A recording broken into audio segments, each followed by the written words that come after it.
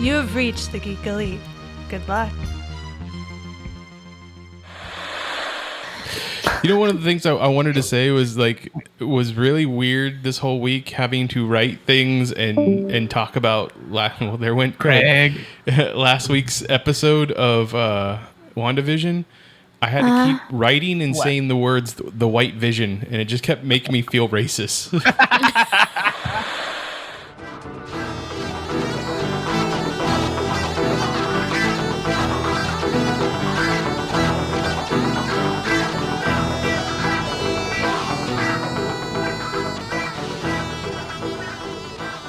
Welcome back for another issue of Imagine If.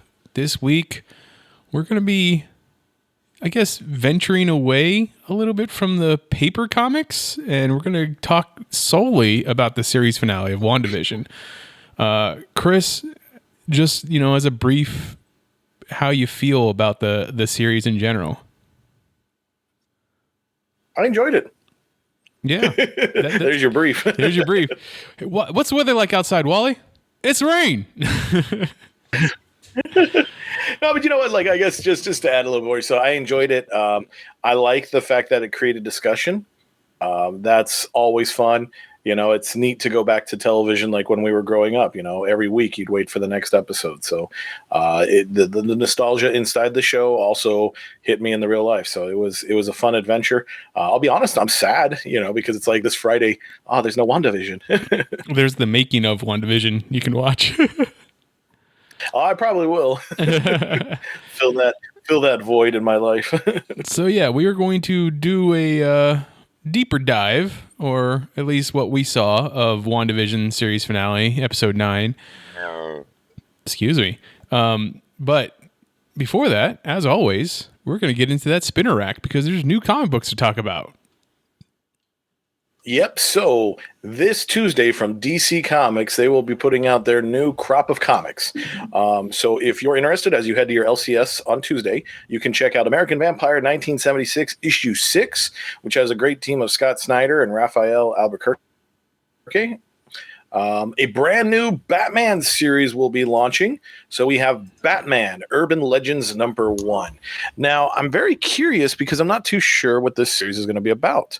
Let's see here. The tagline is Batman may be the biggest name in Gotham City, but there are lots of other heroes and villains who will get a turn to shine in Batman Urban Legends, a brand new monthly series tying into the biggest events in Gotham City. The series begins with these can't miss tales. So we get Chip Zdarsky coming in to with artist Eddie Barros for a 6-part story about the Red Hood. So there's some feature there. So Matthew Rosen. Oh, go ahead. So Chip Zdarsky, has he done Batman before?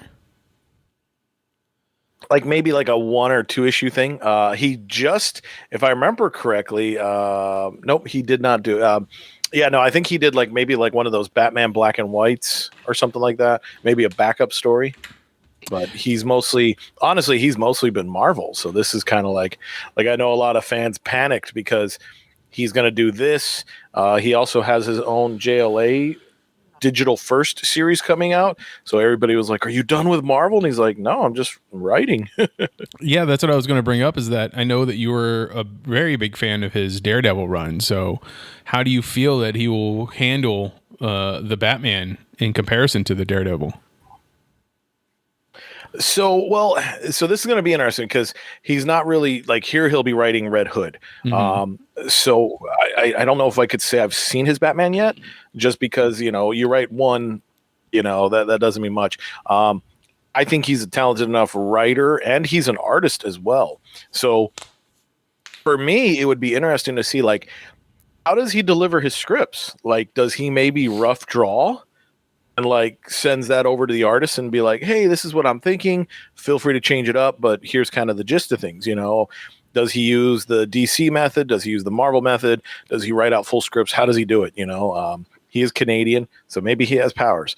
So there's a lot to it, but I think I'm excited to see him tackle more characters because there's 2 writers that I go just absolutely gaga for, Chip Zdarsky and Tom Taylor, just because those 2 guys really get to the essence of a character. So if he were to take over Batman full time, I'd be interested. Yeah, very. So let's see. Yeah, so he's going to get him and Eddie Barros are going to do a 6-part Red Hooder. So Red Hood fans, pay attention to that. Let's see. The second story will be by Matthew Rosenberg. So that is going to be some grifter action. So it looks like him and Ryan Benjamin are going to tackle the adventures of Cole Cash. Yeah, that's just oh my gosh, what was that team they were on from Wildcats? The Wildcats, that's right. Yeah. Yep. So yeah, they're really getting integrated back in again. Let's see. There's going to be another one. So Stephanie Phillips and Laura Braga are going to team up for a Harley Quinn a Harley Quinn quote unquote 0 issue before her new Harley series starts over. So that could be something to check out there for the Harley fans. And then our fourth story in there will be by Brandon Thomas. And he will be creating a 3-part saga with Black Lightning, Katana, and Metamorpho. So will this be stuff that potentially leads to the future state Outsiders backup tales, or maybe this will be the stories that help them prevent that disastrous future? So a lot of great stuff. So if you were definitely a fan of Future State, pick this up. It is funny though that they market it as Batman and they have Batman on the cover, and the reality is he's probably not going to be in this, but hey, it sells. Yeah, so definitely check that out. We also have, and this one's going to be interesting, Green Lantern Season 2, Issue 12 is finally here. So this is it, the big finale, Grant Morrison's last DC comic, the end of the Sharp Morrison era. I got to say, I feel bad. So I got to advance read this for my review. I mean, it was okay, but I don't feel like it lived up to its own hype. So this is season 2. Does that mean there was 24 issues altogether? Yes. Okay. Yeah. So they did The Green Lantern, which gave us 12 issues. Then it broke and it did a Green Lantern Black Stars 3-issue series. And then it jumped into The Green Lantern Season 2 for another 12. So 25 Grant, 27 for Grant, 24 for Liam. I imagine like when this gets collected as an omnibus, it'll be awesome to sit down and read it. I really wish, like, my only nitpick with these two gentlemen's run is I wish they would have made it a little bit more cohesive per issue, not so cohesive as a series, because we're not waiting week to week, we're waiting month to month. So a lot happens. So sometimes you drop some stuff. So I'm hoping once I get my physical copy to kind of sit down and read all 27 issues and see if my third eye opens and I'm awakened to the, the mysteries of the universe, or am I going to feel the same way where I was like, wow, that just didn't live up to the hype. All right, let's see. Moving along, Joker #1 will be out. So James Tynion IV and Sam Johns team up. This is going to be a big book to watch because the Joker is going to be taking his adventures, I believe, worldwide. And if I remember correctly, so he basically in Infinite Frontier, spoilers, he killed Bane. Ooh. That's pretty freaking huge. But if we look at this cover, you can see Bane is in the background. So did he kill Bane and leave behind, or did he kill Bane and leave the body, or is it a fake body? James Gordon is done with it. He's just, you know what? He's getting close to retirement, and this is the manhunt. This is it. So if you want a good James Gordon v. Joker story, I would say definitely pick this up. Because something that I always notice, like a lot of people forget with Batman the Killing Joke, like that hurts Jim Gordon pretty well as well, you know. So that could be interesting. So definitely check that one out. Punchline is in it as well. So if you want to get more about her, definitely check that out. Rorschach #6 will be out. Again, this was another one of my advanced reviews I got to do. It was really interesting. It's definitely, I would call it a quote-unquote quiet issue, but our unnamed detective gets to, Yeah, I'll go there. I'll spoil. So, our unnamed detective, he gets to read letters from our quote unquote Steve Ditko and our brand new character of Laura. And you get to kind of see how they met, why they met, and what drives them. So, like I said, a quiet issue, but still interesting enough. I'm trying to comb through it to figure out what's the hidden clues. I'm enjoying this series, but again, this is going to be another one where you really got to keep this on the top of your mind. I feel bad for the fans who are going to wait because they're not going to get to piece the mystery together. But at the same time, I'm also jealous of those fans because they're going to get to read it all together. So pick your poison. Let's see. Superman issue 29 will be out. This starts the I think it continues the Philip Kennedy Johnson, Sean Lewis era. So this is a Superman post Infinite Crisis. So there's definitely a lot of looming about what's going to happen with Superboy. He's either going to be a great thing or a great evil. So it's going to be very interesting to see how that plays there. Sweet Tooth, The Return, issue 5 will be out. Wonder Woman, issue 770 will be out. And as we can see there in the regular cover, she is sporting her new costume, a very Viking-esque looking Wonder Woman. So that's kind of pretty cool there. The cape, the fluffy shoulders part won't be part of her costume, but definitely the darker tones were present in Infinite Frontier Zero. So it is funny because they have, of course, got their Infinite Frontier wraparound covers, and they try to put her in the more classic, traditional Wonder Woman costume.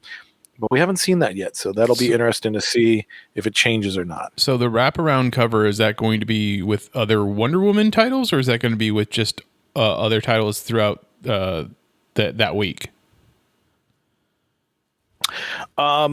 So this one right here, this title. So what they did was they kind of did these, like, I want to call them like Infinite Frontier spoiler covers. Mm-hmm. So like they did like Batman and the Bat Family, Superman and the Super Family, and then Wonder Woman and the Wonder Family. So that way they could kind of show you like, okay, like they're really embracing everybody. Because as we look at this cover, front and center, we see, and I have to be honest with you, I'm assuming that's Diana Prince Wonder Woman. And then to her left, we have Nubia. To her right, we have Yana or Yara. I forget, and I feel bad. I should know better.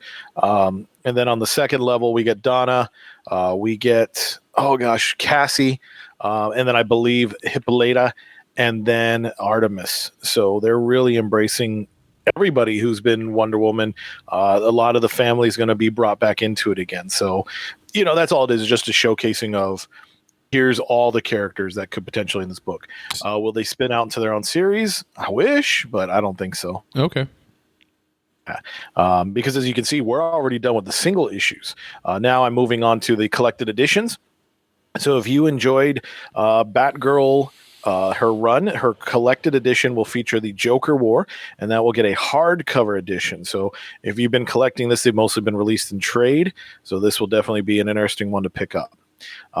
Black Canary, Bird of Prey will be out. So if you ever wanted to read the early adventures of Dinah Laurel Lance, as she was once herself and then separated and turned into herself and her mother, and all the complicated history of Black Canary, definitely check this one out. She's an amazing character. I can definitely say the post-crisis did a lot for her. Really stepped her up because she essentially took the part of Wonder Woman in a lot of adventures. So that gave her a huge spotlight. Earth 1 will be getting a box set. Now, this is an interesting phrase because Earth 1 used to mean something. Now it'll be something else. But these are kind of the, I like to call these the bookstore origin stories. So we have a Earth 1 Superman. Let's see how many trades you're getting in this one, because Earth 1 Superman, we got 3 volumes by JMS, was James Michael Straczynski, if I remember correctly. So yeah, you're only getting volume 1. So you get volume 1 of Superman, Wonder Woman, and Batman. So Superman was a brand new origin by J. Michael Straczynski with artist Shane Davis. Batman Earth 1 was by Jeff Johns and Gary Frank. And Wonder Woman Earth 1 was by Grant Morrison and Yannick Paquette.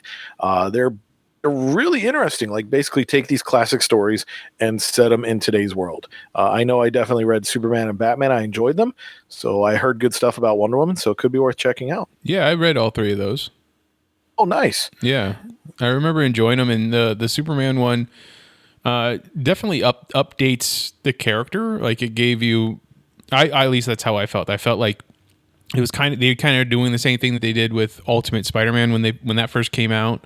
Didn't really change the origin all that much, but definitely gave it more of a today feel for a young Clark Kent.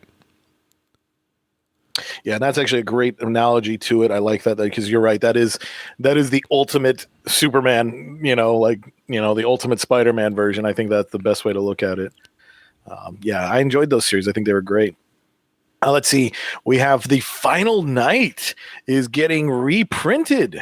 So this was a huge story for me. This is the death of Hal Jordan, a.k.a. Parallax at the time. So this was a fun little series. You'll get the 4-part miniseries along with the Parallax Emerald Knight one-shot. So why don't you go over what it was Final Night was? What was that event? So basically what happens here is Earth's sun is being attacked by a sun eater. So it is coming and eating the sun. So we are no longer getting warmth and light. And then on top of that, Earth is now freezing. So of course the heroes are trying to figure out what can we do? How do we stop this cold? What can be done? So by happenstance, they do find out that Green Lantern can survive in the sun because he accidentally falls in. This is a young Kyle Rayner. Of course, he's freaked out and he's like, I don't know if I can do that again. So the heroes are trying to figure out, well, we've built a device that essentially could kill the Sun Eater, and we just need to put it into the sun and see what happens. Kyle, after having gone through that experience, races over to, he actually goes and finds Hal Jordan out in space.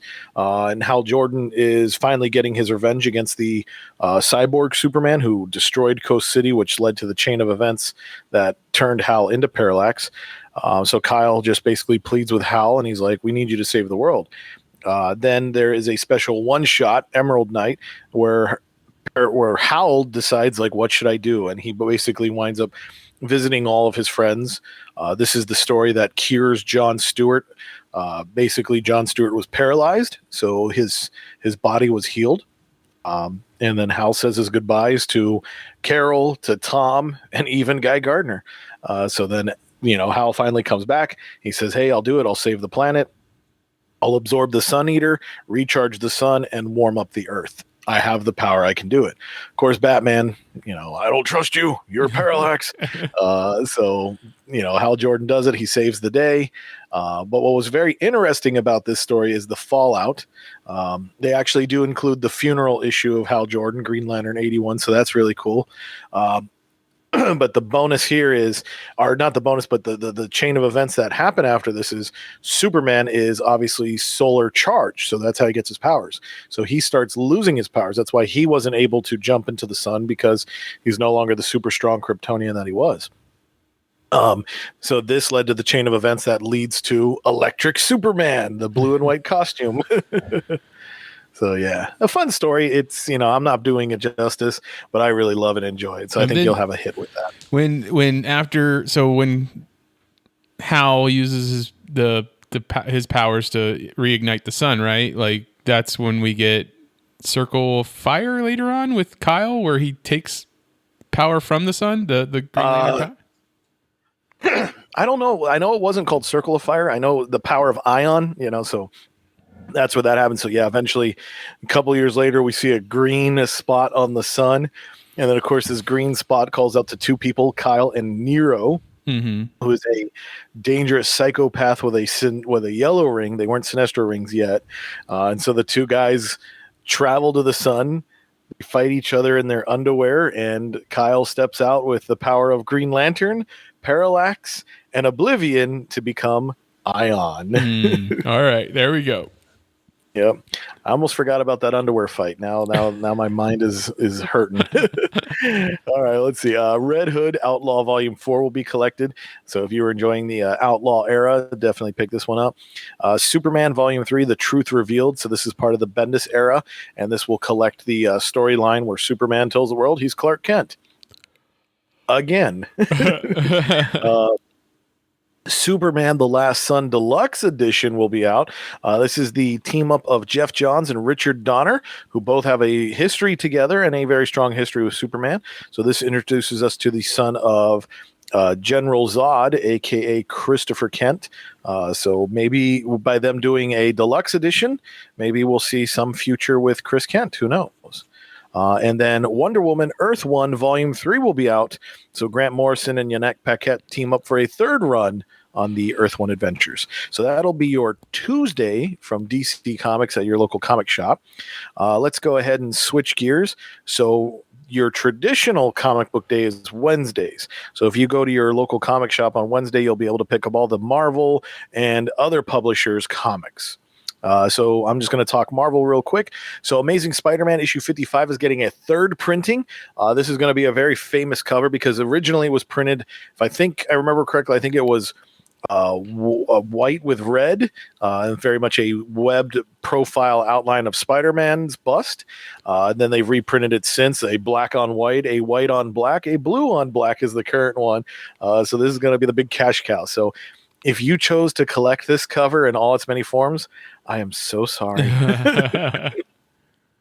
Advance orders, man. Advance orders. All right. But the newest issue of Amazing Spider-Man, issue 61, will be out. This continues the Nick Spencer era. In this one, we get a brand new costume. That's right. It's not a series until the writer changes things. So we have a new costume, a new job, a new Spider era begins here. What are we doing there? We got like half silver costume? So it's gonna like the symbolism, behind the change, but yeah, it's gonna be like this blue and white with yellow Tron-esque lines on it costume. Oh, it kind of reminds me of Invincible. So I don't know if is there timing to that? I don't know. Or actually, better yet, the Gravity character. I don't know if you remember him, the short-lived teenager Spider-Man wannabe. So yeah, but yeah, the more things change, the more they stay the same. But let's see. We also have some variant covers. So if you want a classic Spider-Man, Mike Ochol will be giving you that. And if you want a timeless Spider-Man, Julian Totino Tedesco will be providing another variant cover as well. Both of those are very beautiful classic Spider-Man comics. Here's a blast from the past that everybody's been waiting about and forgot about and reminded of. Children of the Atom #1 is finally here. This was planned on being launched a while ago, but COVID-19 basically kind of mucked things up. So we finally get to meet the X-Men sidekicks.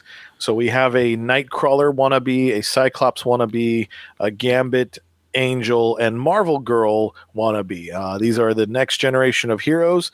Will they last? Will they make it? Who knows? Wait, will they be better than Jubilee? That's the standard. Are these kids that went to the academy or something? Like, why do they all have powers that are similar to those of these other characters? I don't know. They've really been very mum about this because here's the sad part. Whoever buys this thinking they're going to get their first appearance, that's not the case. Oh. They had a cameo appearance in some other book. So it's going to be one of those types of things. But I don't know. I don't know if these are just people that had powers similar and they're fans. Is it cosplay worship? Is it, are they truly mutants? Or are they modified? I mean, there's so much mystery behind it. So I couldn't even begin to tell you outside of my speculation. If I do pull up the solicit, see if that gives us any insights. So we have, when did the X-Men get sidekicks? Now, don't miss the debut of the greatest teenage superhero team of all time. They've learned from the best. Now they're ready to put it to the test. But who the heck are these kids and where do they come from? Guest starring the X-Men. So yeah, I don't know. The torches get passed. Marvel understood legacy. Sadly, DC luckily they're starting to remember it, but sadly they forgot about it. So I think that's what it is. So now I get a young teenage female Cyclops. So, there's that. So yeah, that's what you've got there. I do find it interesting though, because I think you have I don't know if he's going to call himself Marvel Boy or not, but it looks like it's a young boy who takes on the mantle of Marvel Girl. So I'll be curious, will there be friction? Will they be attracted to each other? Or will it be everybody's going to assume that they should be attracted to each other when they're like, no? So that could make for an interesting little love triangle. Who knows? But let's see, moving along, we've got Daredevil issue 28. This continues the new adventures of Elektra as Daredevil.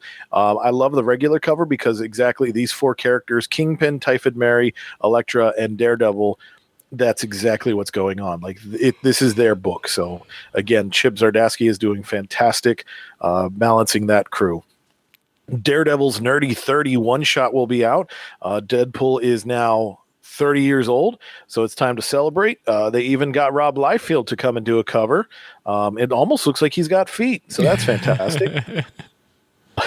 Let's see here. Yeah, the Eternals issue 3 will be out as well. So if you want to learn about this new core group of characters, definitely check it out.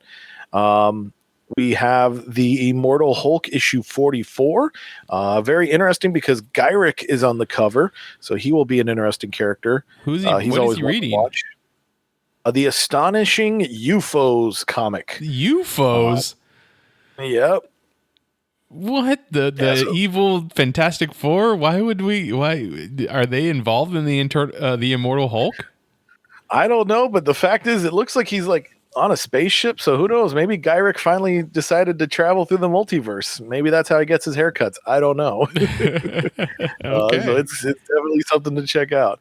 But there's some cool stuff here. We have some variant covers. So the cover we were talking about was the regular cover by Alex Ross with Gyrick reading the comic book. There is a cover B, which is a Joe Bennett homage cover. So this is definitely a classic throwback to, I think, a Kirby-esque cover, this Monster Unleashed. And then, of course, if you want your old school Silver Age, Marvel Age Hulk, Michael Cho will be doing another one. And these Michael Cho covers are also to represent the new editions of the Marvel Masterworks in their brand new cover style. King in Black will be getting a variant cover, so you can try to look at stores to see if you can find that exclusive comic. And Joe Kelly, Chris Bacalo, and Dale Eaglesham are back for Non-Stop Spider-Man. What is that? I mean, that's a lot of people to be working on one book. Yeah, so I think if I remember correctly, I think they're going to try to make this a weekly series. I don't know if that's going to be the case, but the solicit says, get ready for the most action-packed, pulse-pounding, adrenaline-pumping comic of all time. As the name implies, once you read page 1, panel 1, Spider-Man does not stop. A mystery at Empire State University thrusts Spider-Man into adventure that starts in uptown Manhattan and will take him around the world, pitting him against Marvel Universe villains old and new, and give you a Spider-Man adventure and Spider-Man, the likes of which you've never seen. So this book is not for the faint of heart, so check with your doctor before reading. I don't know. This is the stuff that kind of upsets me sometimes because how does this book happen when it comes to the Amazing Spider-Man series, you know? Like that's one thing I've always respected a lot that Marvel has done is even though Spider-Man had multiple titles, they managed to keep it in a tight I guess not a tight continuity, but a loose continuity. So it all mattered. This, you know, the fact that he's getting a new costume. Well, does that affect Non-Stop Spider-Man? When does that happen? So yeah. So hey, if you want another Spider-Man book, there's your jam, you know? So this is probably just gonna be like artists go nuts. Like who do you want to draw? Who do you want to have them fight? I mean, there seems to be a lot of covers there. Oh yeah, well that's definitely Marvel for you. They will go nuts and then print all kinds of stuff. So yeah, so as Mitch said, there's a lot of covers. So check out your comic shop and see what's going to be available to you. Strange Academy issue 9 will be out, which also features a Michael Cho classic Doctor Strange cover. So if you want to check that one out. Let's see. Symbiote Spider-Man King in Black. Oops, I'm sorry. Taskmaster. Here we go. Sorry, wrong list. Taskmaster issue 4 will be out, which I believe closes up his mini series. Because if I remember correctly, I think it was a 4-parter. Thor and Loki Double Trouble #1 will be out. So this looks like it's just a fun free-for-all celebrating the new comical personalities of Thor and Loki from the MCU and trying to bring that into the comic book world. So if you want to read some fun adventures there, check it out.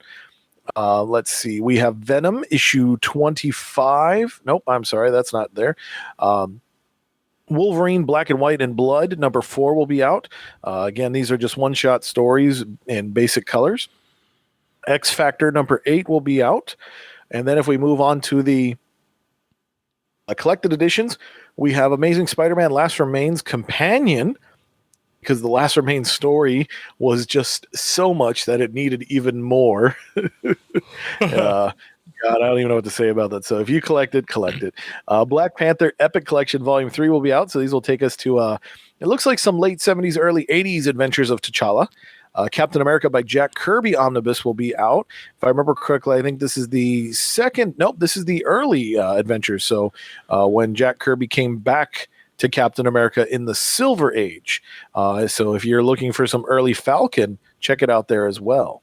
Fantastic Four by Dan Slott, Volume 1 hardcover will be out. Golden Age Captain America Omnibus Volume 1 will be getting a new printing. So if you want to go back and read those old 1940s adventures, definitely check it out. The New Warriors is getting a classic omnibus edition. So if you want to read the first, hardcore team, these were the teenagers with attitude. So you get young, Marvel Boy, but he's known to us as Justice, Night Thrasher, Speedball, Kid Nova, even though it was just Nova, Namorita, and Firestar. But I may sound like I'm mocking them, but they're actually a fun group of heroes. This would definitely be like, this was trying to recapture the idea of the new Teen Titans and the uncanny X-Men, So if you like stories like that, definitely check it out. I bought a couple of these in the dollar bin, and I loved it. Just some deep drama. Spider-Man by Todd McFarlane will get a complete collection in a trade paperback. Then we also have Venom by Donny Cates, Volume 5. X-Men by Chris Claremont and Jim Lee, Volume 2. Omnibus will be out, so that should take us to the end of the Claremont era on the X-Men comics. And that is your Marvel dose of comics for this week. There you go. That is a somewhat full spinner rack for this week. Sounds like some good stuff coming out, but let's go ahead and get into that last episode of WandaVision. That's right. It is the series finale. It is called the series finale. There has been no talks of a season 2, so to speak, of WandaVision, as we saw from Kevin Feige himself at a TCA event a few weeks ago. He said there's no plans for a WandaVision season 2. I think what most people are believing is that it's going to be if there is something else after she is involved in the movies, we know that WandaVision is going to be involved in Doctor Strange 2, the Multiverse of Madness, as you saw in the final in-credit scene of the episode.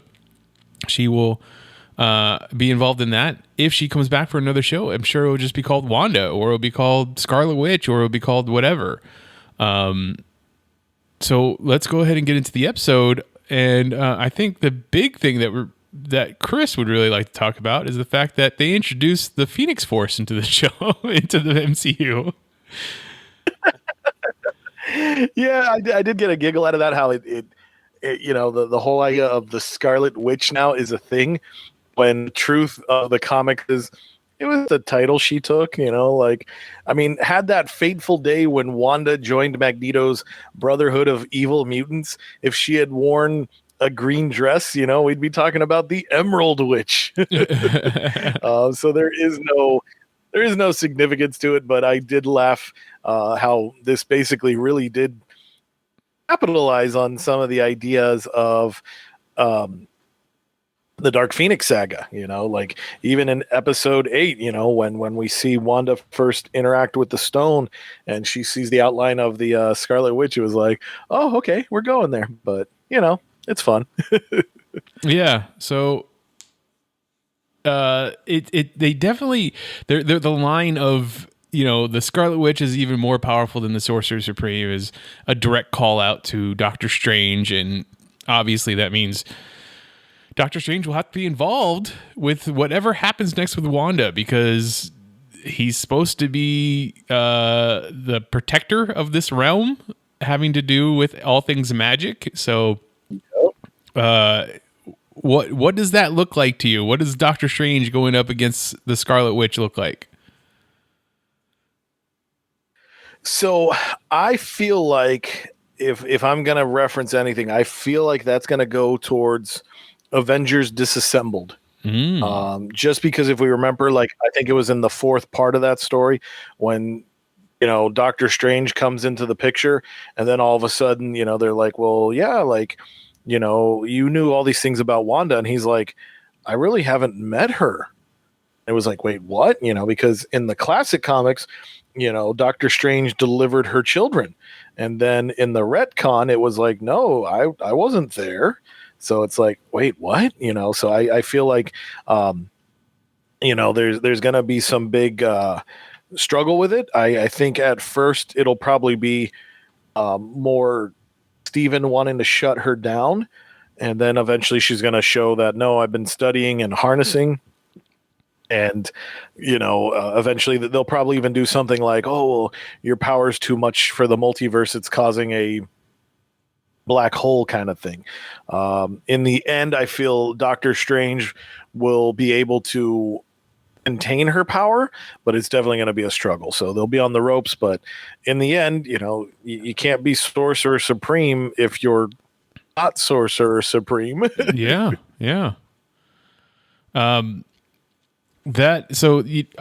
Wanda is fully embracing the title of the Scarlet Witch, as we now know is a mantle, as opposed to just the secret identity that she chose for herself. Because, as we put it out before, she had never had a code name in the MCU up to this point. The other big, not the other, but another big thing that happened in the episode is the Vision versus Vision. I thought that was a weird thing to catch in the credits when I was watching, was that they credited Paul Bettany as the Vision and Vision. So as we saw, Wanda repeatedly call her Vision Vision, as it's a name.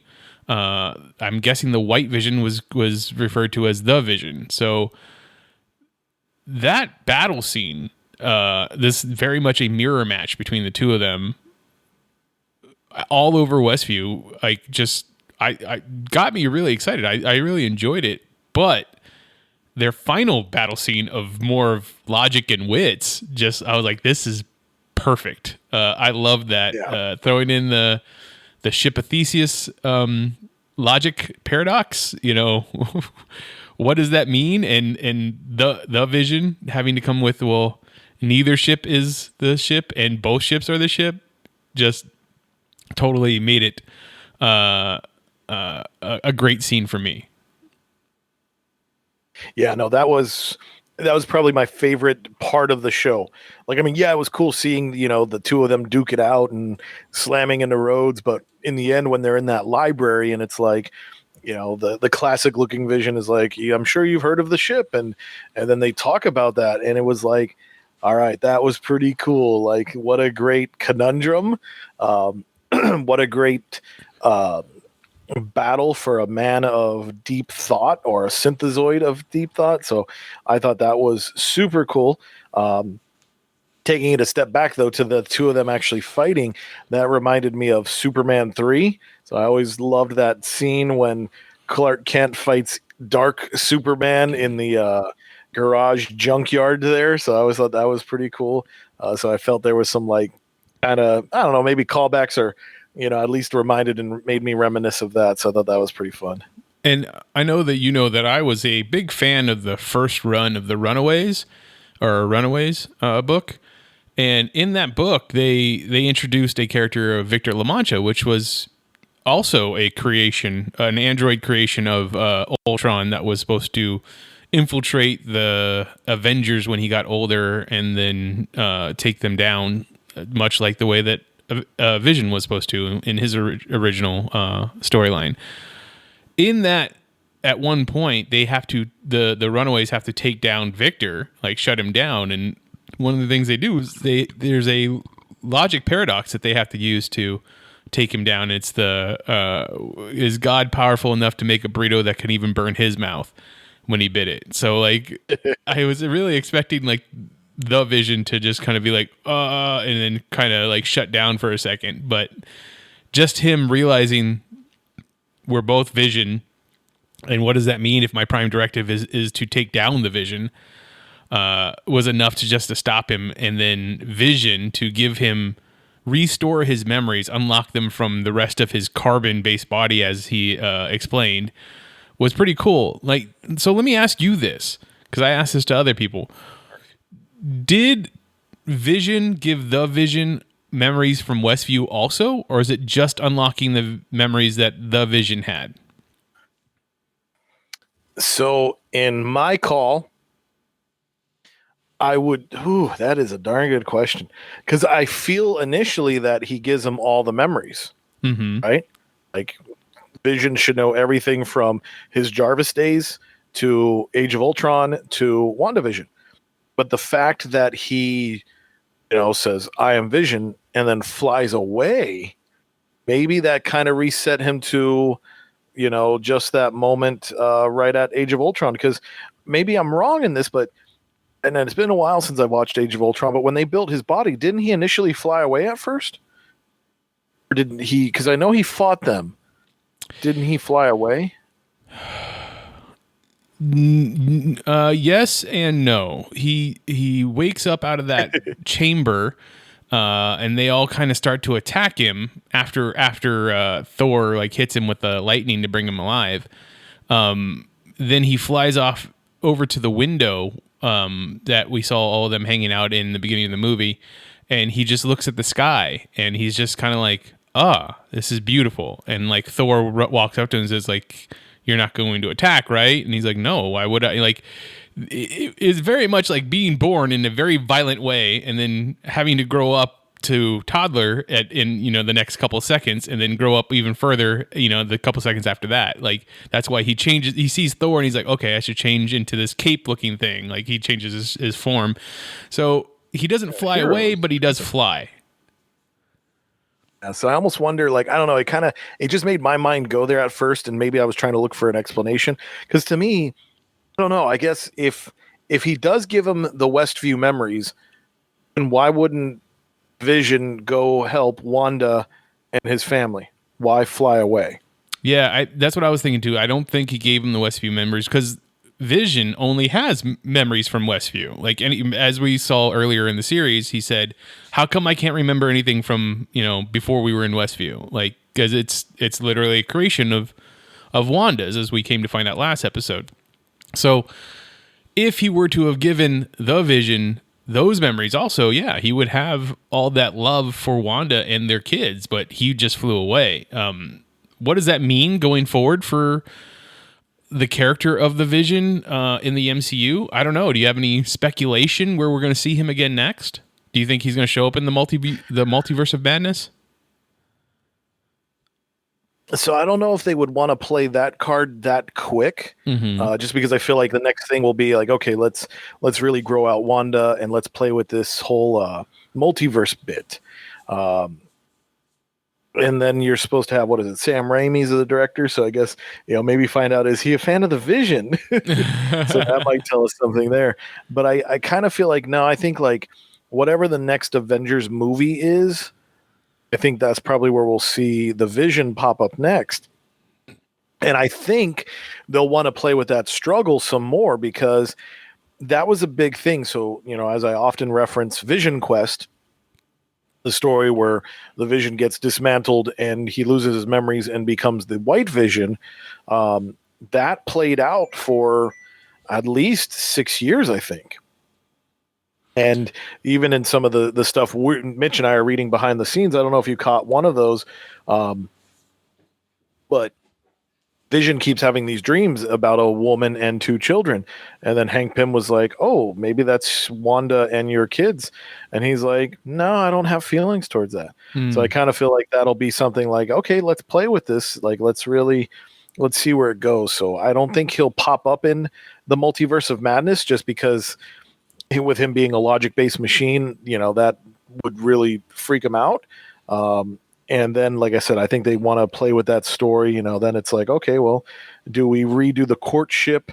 Do they try to introduce Wonder Man and have their own, Avengers love triangle, since there was an X-Men love triangle, like, do they go there? So I don't see him coming up anytime soon. So I just wouldn't know where that storyline's going to go. Let me throw this out there at you. What if we know that Jonathan Majors, and I believe it's known that he's going, or it's confirmed that he's going to be playing Kang the Conqueror, and he shows up in Ant-Man and the Wasp: Quantumania. What if we see Vision show up there and he befriends Kang the Conqueror, as we know what Kang the Conqueror does with a Vision body at some point in the timeline? That could be cool, and that's actually a pretty smart play. That does link those two characters together. Do we get Jonas? Maybe, maybe not. Maybe, yeah, maybe not. No, so I like that. I think that could be very worthwhile. And maybe that even has that kind of the hero goes rogue. Because it's like, well, we know Kang's the bad guy, but his logic suits. It's just not his actions. So Vision could be like, well, no, the greater good is what's better. And that's where, Scott Lang is like, no, Vision, you can't say that. Here's a card magic trick. And, saves the day. I love the scene when, the two of them are fighting, the two androids are fighting, and the white Vision, or the Vision, goes for the move that Thanos pulled on him. And Vision just kind of phases through, like, nope, not gonna let that happen. Which kind of makes you think, like, why didn't he do that against Thanos? But I guess Thanos, having 5 of the 6 gems already, was able to keep him from phasing, I assume. Yeah, that's probably the best guess there. Agatha. Agatha was very much able to not just hold her own, but be superior to Wanda in just about every fight they had. Making Wanda use her powers essentially was the best way to make it. Anytime that Wanda used her powers, offensively or defensively, Agatha was able to suck it up. Like, do you think that that's a spell that's in the Darkhold to absorb another witch's powers, or is that just like a specialty of Agatha's? Considering we didn't see many other witches do that, because if witches could, if all of them could absorb their powers, then why wouldn't, Agatha's mom be like, oh, when she's eating up the other witches, nope, I'll stop you first, So I feel like it's because I often think about that. It's like, well, what makes Wonder Woman, Aquaman special? You have all these other Atlanteans, you have all these other Amazonians, but those two specifically, they have more power than the average person.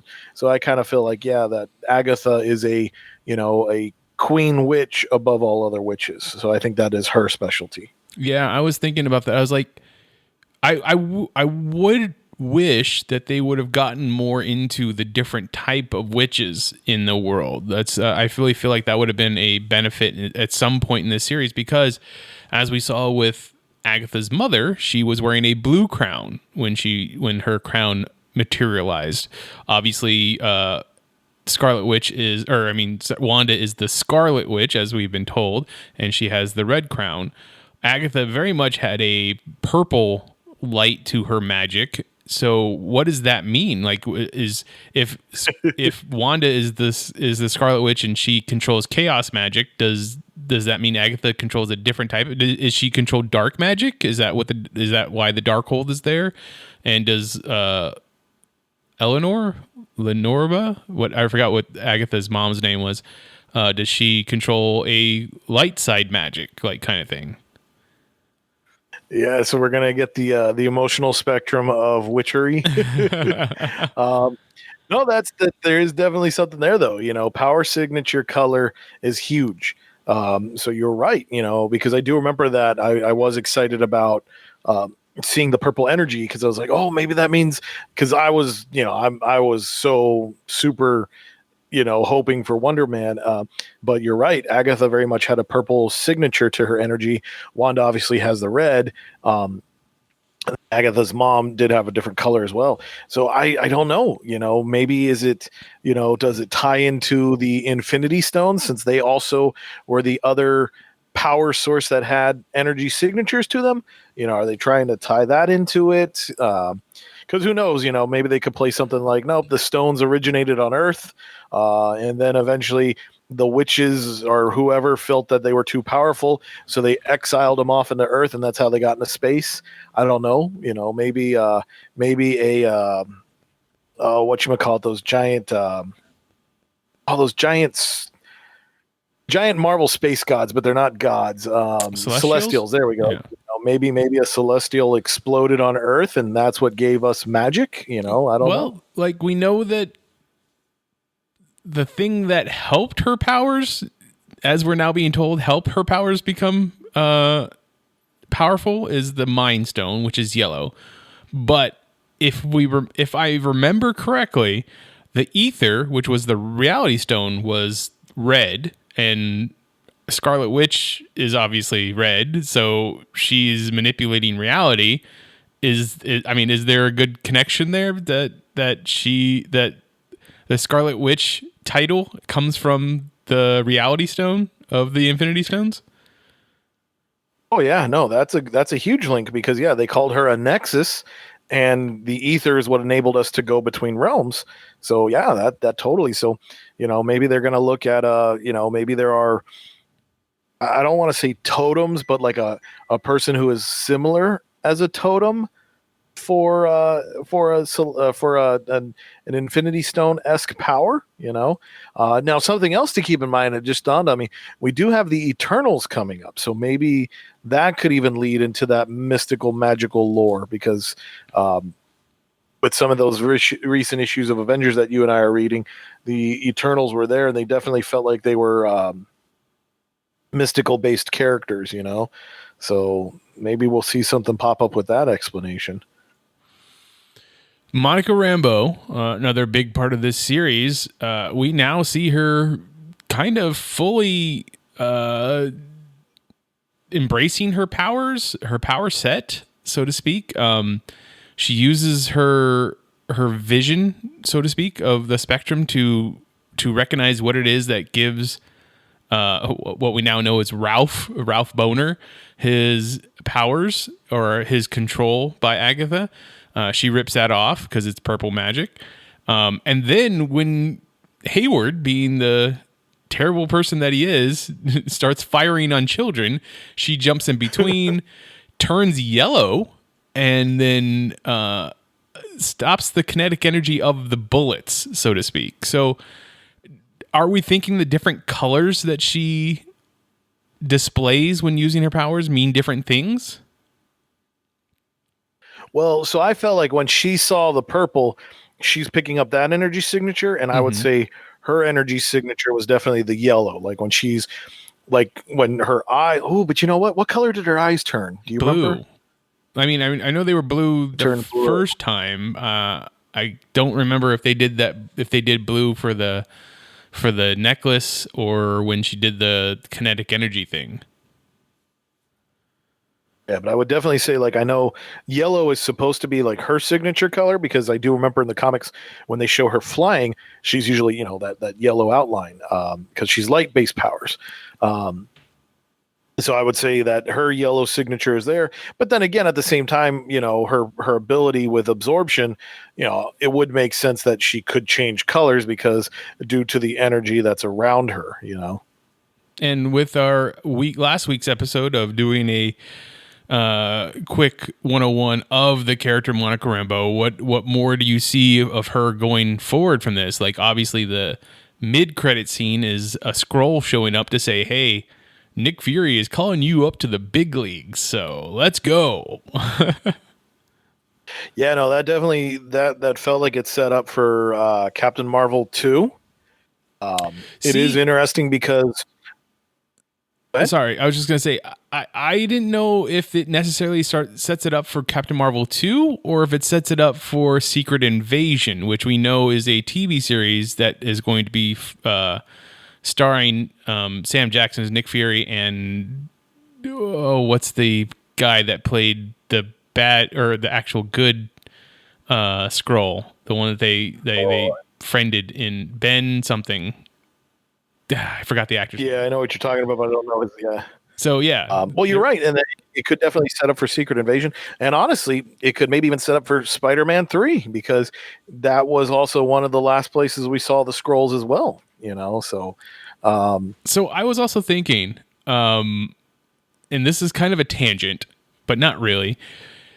In Spider-Man 3, because of the events of Spider-Man 2, the in-credit scene where you have J. Jonah Jameson revealing that Peter Parker and Spider-Man are the same person, do we have the classic scene in Spider-Man 3, classic comic book scene of a shapeshifter taking on the form of Peter Parker and then Peter Parker in the Spider-Man suit, or vice versa, and them both being on stage at the same time being like, see, I can't be Spider-Man, I'm here, kind of thing.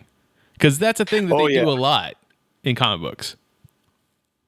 Yeah, that's the whole reason for Martian Manhunter and Supergirl to use their shape-shifting abilities to protect Clark Kent. I definitely I feel that's a good method to disprove to the population, to the public, be like, hey, how can I be Spider-Man when he's standing right next to me? Mm-hmm. Because I don't know, they're definitely very tight-lipped on what's happening with Spider-Man 3. So I can't say oh no, that would totally explain why Andrew Garfield or Tobey Maguire are there. We don't know if they're there. Yeah, so, yeah, you're right. So definitely I could see, Skrulls are shapeshifters, so that would definitely help the cause. Nick Fury is highly invested in young Peter Parker, and the last thing you want to do is reveal his secret identity, and if anything, if they finally do use, the Parker parents' origin of being SHIELD agents, maybe, that's why Nick is like, no, we're going to do everything we can to protect this kid and make sure he gets to play in our world, but our world doesn't play in his life. Yep. Monica, the kids, the boys, essentially the boys and Vision, all three of them are creations of Wanda's. And as we saw when she was trying to lift the hex so that the people of Westview can leave, because as she was finally being shown that she's torturing them, she did not understand that she was doing that. She thought that, I guess she just thought that they were all fine and happy and stuff, but didn't realize that when she puts them to sleep, they all have her dreams and it's torturing them. Even at one point, what's her name? Deborah Jo Rupp, who that's the actress's name. I forget what her name in the show was. She's like, if you're not gonna, let us go, just kill us already, kind of thing. He's like, geez, that's dark. But yeah, the kids and Vision are both just straight up constructs of hers. So as she lifted the hex, they started to disappear. Agatha points out, hey, you can only have one, or you can have one or the other. You can't have both, kind of thing. So the end of the episode is, as the spell is being taken down, they put the kids down to sleep. Her and Vision go and, have their goodbyes in the living room. How did you feel about the end of Billy and Tommy as of right now? So, considering what, Wanda leaves them to be, it was bittersweet. I love the moment when she turns back and she's like, thank you for letting me be your mom. Yeah. That was whew, man, that was hard on the emotions. But it definitely was something. I think it was the best way we could have seen those kids vanish. But I also like her Vision's remarks when he's like, well, I was a man without a body, and then I was a thought without memory. Who knows what I'll be next? That kind of leads me to hey, maybe, because obviously we know as comic book fans, we have an idea of what those kids are going to potentially become. But even then, I don't think the comics have really ever fully explained, are they really genuinely Tommy and Billy, or are these just, a wild probability of two kids named Tommy and Billy who are hey, we're hardcore fans.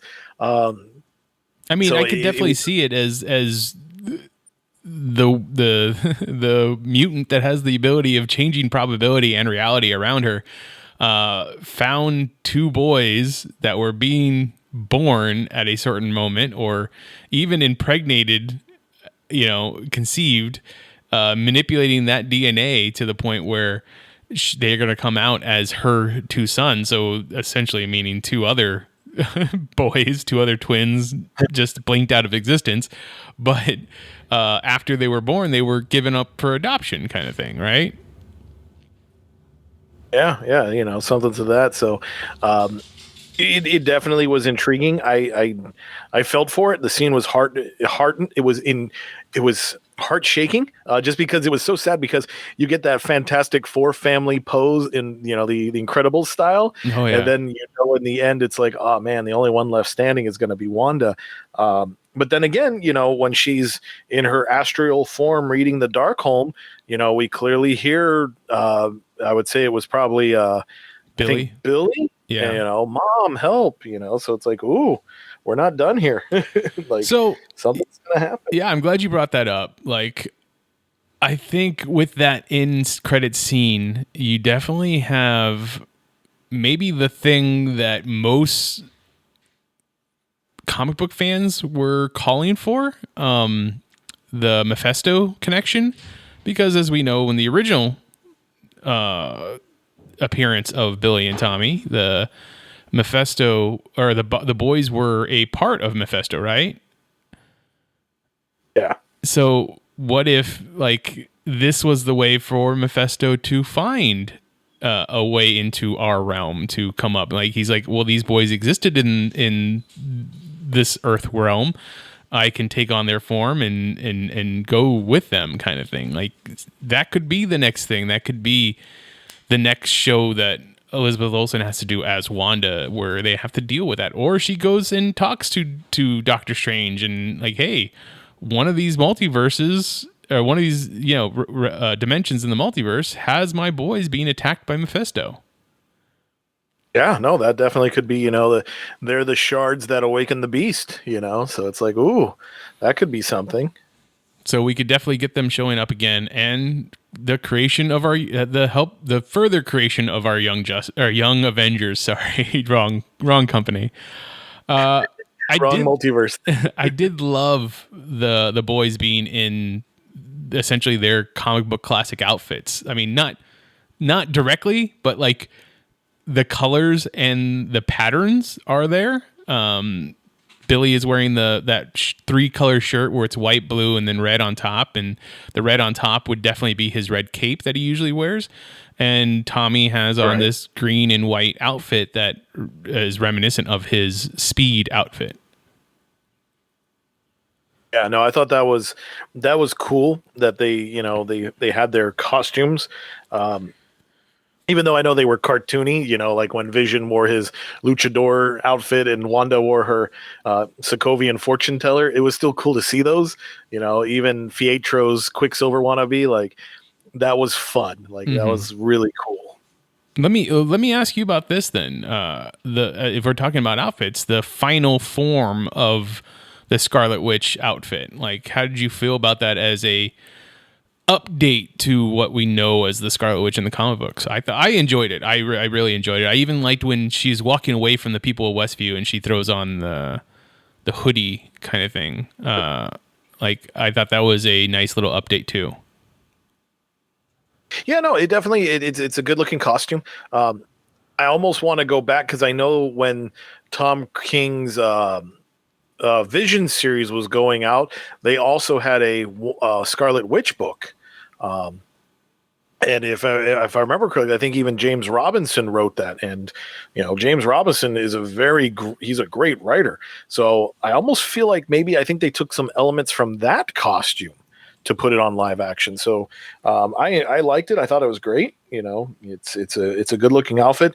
I'm glad that she's very now superhero-esque looking. Yes. Yeah, she did definitely. I mean, their outfit at the end of Age of Ultron, I felt, was very, I guess it was a little simplistic with just the jacket, but it at least said, hey, I'm part of something. It seemed like that was kind of thrown away, so to speak, for when we get to Civil War, because she's just wearing the I'm a undercover spy outfit. But I'm trying to think, how did she look when they did the airport battle scene? She's wearing the jacket, right? Yeah, I think she was just wearing her, her standard clothes, pattern red and black. That was about it. So yeah, now we definitely have more of a superhero-like outfit for her. Other characters, Darcy, Jimmy, Hayward. How'd you feel about their tie-ups at the end of this? So Hayward was cool. Like it was, he's just a dude. He's just a mean jerk. So that was pretty cool. I felt bad for Darcy because she only got one bit in that episode, just slamming the truck in and being like, haha, you're going to jail. And that was it. Like she wasn't even there for the wrap up. Jimmy Woo, that was cool. Like, like I loved seeing him bluff, steal the phone, get out of the handcuffs. Like, that was really cool. And something that I've learned recently, because there's been a lot of Jimmy Woo stuff going out. He actually predates the Marvel Universe. So he was part of the Atlas era of comics. So that's pretty cool to see him, really getting those moments to shine. Thus the Agents of Atlas book that he was in, right? Yeah.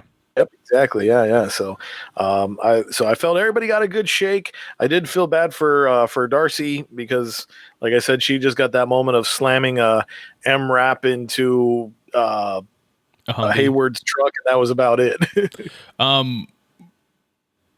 I think it's been said that Kat Dennings will be returning as Darcy more in the MCU going forward. I don't know if that's official or not, but I know I've seen that. Who do you think is getting the more play going forward? Jimmy Woo, Hayward, or Darcy? I think you probably bank on Jimmy Woo. Like his character, because the thing is, like Jimmy Woo, there's comics out there.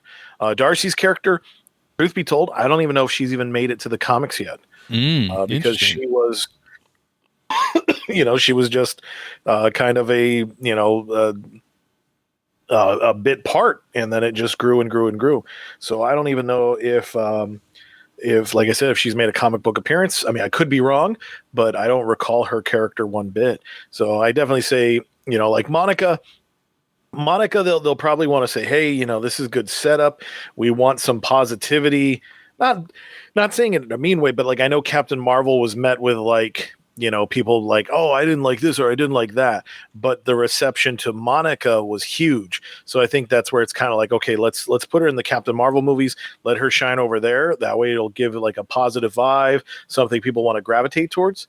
And Jimmy Woo is definitely the character who could probably lead his own show. Like, I mean, depending on which clickbait articles you want to believe, but people were saying like, oh yeah, let's give Jimmy Woo his own X-Files show and let him go to town with it. And it's like, well, his character leads to that. There is a vibe missing with Agents of S.H.I.E.L.D. So, the Woo files, maybe that's where you go. I was also thinking that what if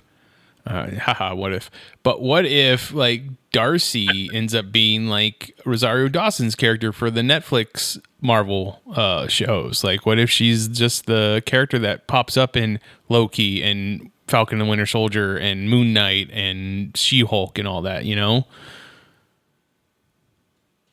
That wouldn't be too bad. I don't know if the actress would want that per se. Mm-hmm. But again, hey, these are all good shows to play in, and while you might not lock down a series contract, but going from series to series in a season still is like getting work. So yeah, no, maybe you're right. Maybe she could play a vital part in something like that. But again, it's tough because I don't think she really had any agency that she was tied to. That would be the tough part, saying, okay, well, how do we explain her? Maybe she just becomes, hey, I'm an agent of S.W.O.R.D. and, I investigate these weird phenomenon in the Marvel universe, so maybe. Hey, Agent S.W.O.R.D. is going to be needing a new director here because obviously Monica is going to be a superhero and going to hang out with Nick Fury now. So who knows? Maybe it's Darcy. Let's get into that final battle scene with Agatha.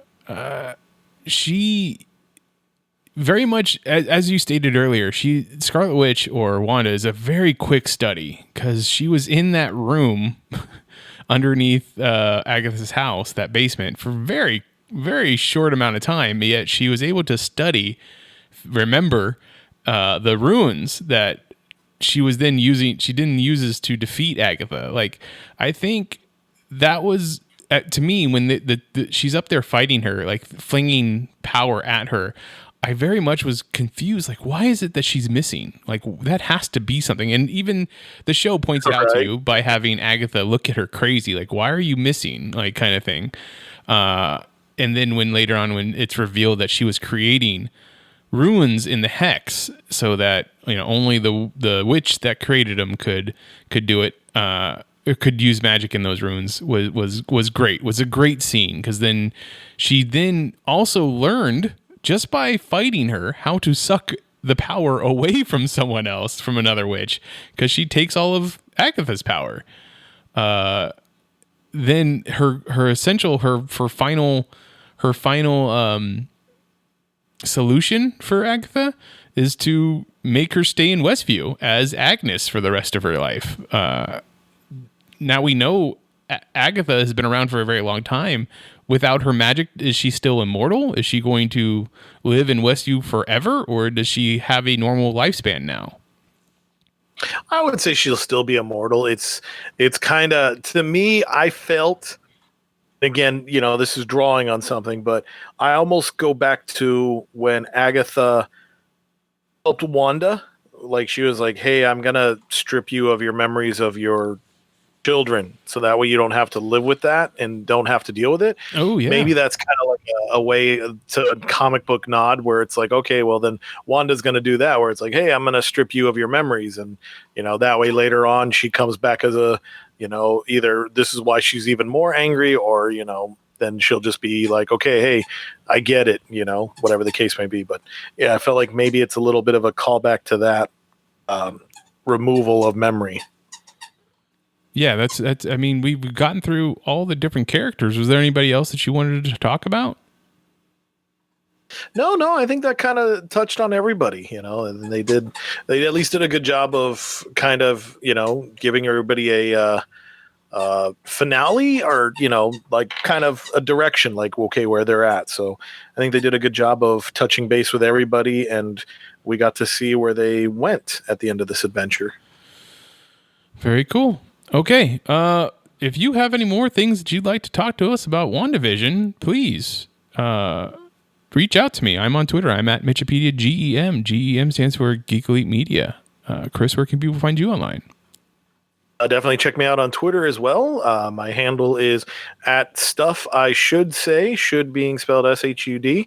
So check me out there. And if you're interested in some of my writings, go to geekelitemedia.com. or AIPTcomics.com, and that's where you can see articles that I've written about comic books and fun stuff like that. The rest of Geek Elite Media is at Geek Elite Media on Twitter, at Geek Elite Media on Instagram, and Facebook.com/Geek Elite Media is our Facebook page. Check out archived episodes of this podcast and other podcasts on our website, geekelitemedia.com. Please go to our Patreon, patreon.com/Geek Elite Media, to get exclusive material only our patrons have access to. Then, whatever podcatcher you use to listen to us, rate and review us, because it helps spread the word of our network. But until next time, this is Imagine If on the Geek Elite Media Network, saying always remember to geek out. Geek out. This concludes our broadcast.